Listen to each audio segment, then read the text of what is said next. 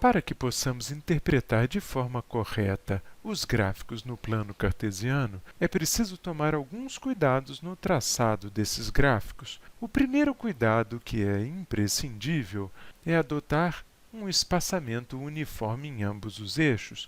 Aqui neste exemplo temos um gráfico com 2 erros de espaçamento. No eixo y, por exemplo, temos aqui a origem, no qual y vale 0.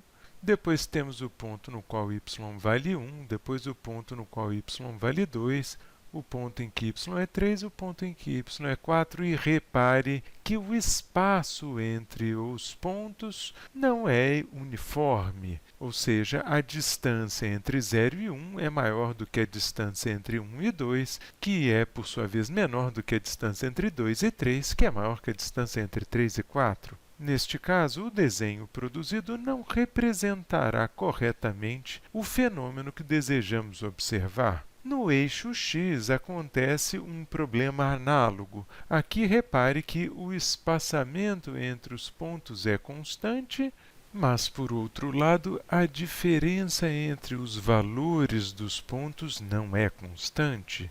Ou seja, entre a origem e o primeiro traço sobre o eixo há uma distância de 1 unidade, entre o primeiro e o segundo traços também há uma distância de 1 unidade, entre o segundo e o terceiro traços há uma distância de 2 unidades e, finalmente, entre o terceiro e o quarto traços, uma distância de 3 unidades.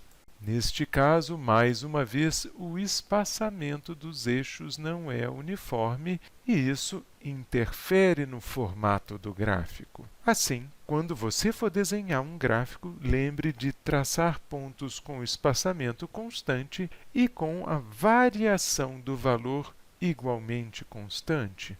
No nosso segundo exemplo, há um erro de inclinação do eixo.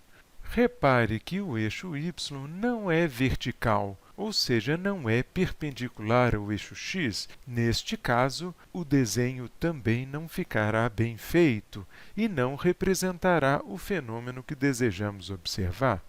Finalmente, um erro muito comum no traçado de gráficos é a falta de cuidado na hora de desenhar as coordenadas. Observe que, nesse caso, os segmentos que são usados para definir os pontos não são horizontais e verticais, mas são inclinados. Quando você tentar desenhar pontos no plano cartesiano, certifique-se de que esses pontos sejam traçados com segmentos de reta perfeitamente verticais ou perfeitamente horizontais. Tomando os cuidados que mencionamos aqui, os seus gráficos serão sempre um sucesso.